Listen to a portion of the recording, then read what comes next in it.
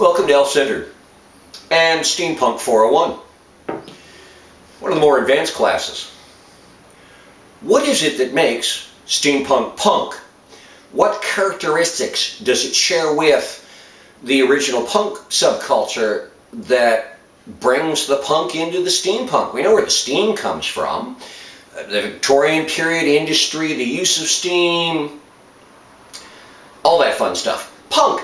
There are 5 characteristics among the number of traits of the punk subculture and their philosophies, their approach, that really match up well in steampunk. And the first one, and it's the one you'll hear the most, and it's the one that a lot of people seem to think is the only one, is the DIY approach, the do-it-yourself philosophy, the make it yourself. There are a lot of people that they're called makers for a reason. They make guns and telephones and phonographs and computer keyboards and all sorts of things in a steampunk, with a steampunk flair, with an aesthetic. And the aesthetic is what steampunk is really all about. The form before function, the look, the general feel of the something. Not everyone, however, is a maker. Many of us are buyers. We, at the same time, it's still a very DIY thing. You go to a Value Village or a Salvation Army, a used clothing store, and you find the pants that look right, and you sew buttons into them to fit your suspenders. You find the ties that look right. You learn how to tie a tie. You find the clothing and adjust it slightly. Little tweaks, little changes, maybe something to do with color. Dyeing is a wonderful thing, though very messy. Something to do with the cut, a little tailoring if you can afford it or if you can do it. Adding things on brooches, clips, jewelry, and not just for the ladies, but for the men as well. Accessories are a wonderful thing, particularly during the Victorian period. So it's something that steampunk takes to naturally. Steampunk, the Victorian era, allows me a lot more accessories than the modern world. Everything from, little poofs to cufflinks to vintage glasses, all sorts of things that you can kind of add on. A lot of steampunks look down upon the prefab. You know the stuff.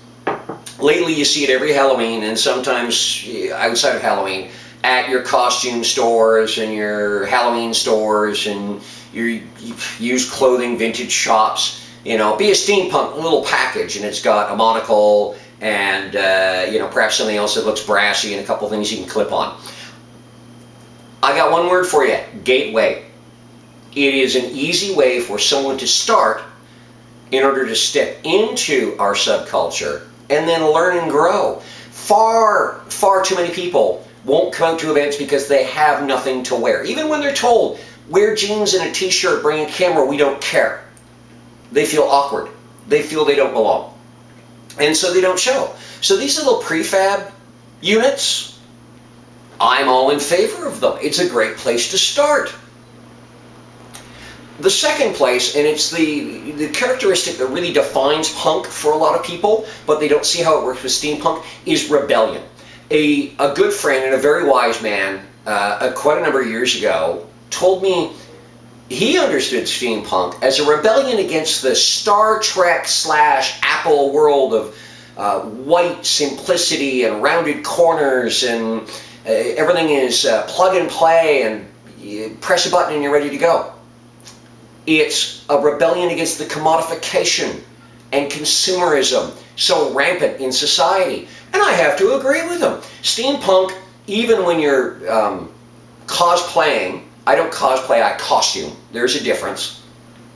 A member of the gentry, there's still that bit of grit there. There's still that little bit of dirt and grime, as well as sharp edges and bits of brass and all sorts of little fun things that just make it more complicated in a world that tries to get simpler and simpler to make things easier and make us lazier. Steampunk looks at becoming more involved, more expansive, more adding little tiny bits and corners and curlicues and such to everything. So I agree with that. Steampunk is indeed a rebellion. It is a rebellion against the world that we live in every day. It's one of the reasons why I tend to dress neo-Victorian, not really steampunk, the main difference being the toys, all the time that I'm able to, because it's my way of presenting my individuality and rebelling against what society says I should look like. People do it during gatherings. They go to malls, they go to theme parks, they go to conventions and get-togethers and movies and restaurants dressed steampunk. And they do it to say, I'm not into the jeans and t-shirt thing.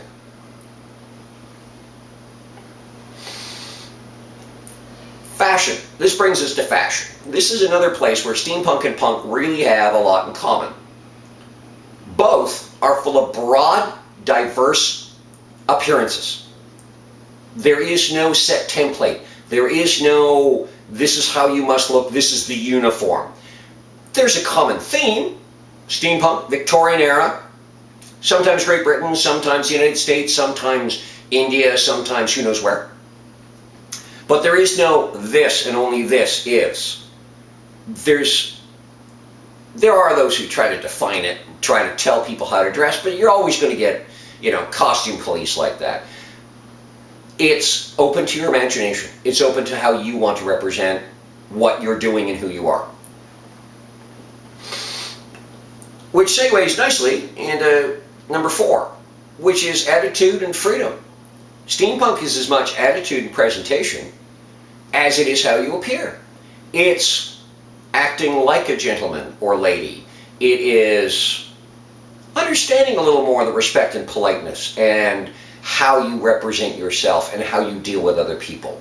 And it is the freedom to do and be as you want within the very broad constraints of steampunk. Again, not everything is steampunk. Doctor Who, right the heck out.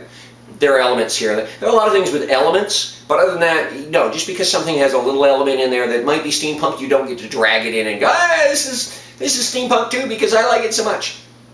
But within the broad framework, within the very wide range of possibilities, you can go anywhere. And it wraps with something that steampunk and punk and a number of the other cyberpunk and rajpunk and such have in common is being an individual. Yeah, you can get together in a group and you can make, steampunk uniforms for your airship, and I've seen them and they look beautiful, and they're always little individual variations. Not everyone looks identically the same. There are little things that set them apart as this is, part of who and what I am. But it's about being you. It's about being what you enjoy, who you are, representing yourself. A little more of your insides brought outsides without, the intestines and the mess and the icky bits and stuff like that. It's very much steampunk. You will get from it what you wish to, what you put into it, what you're looking for.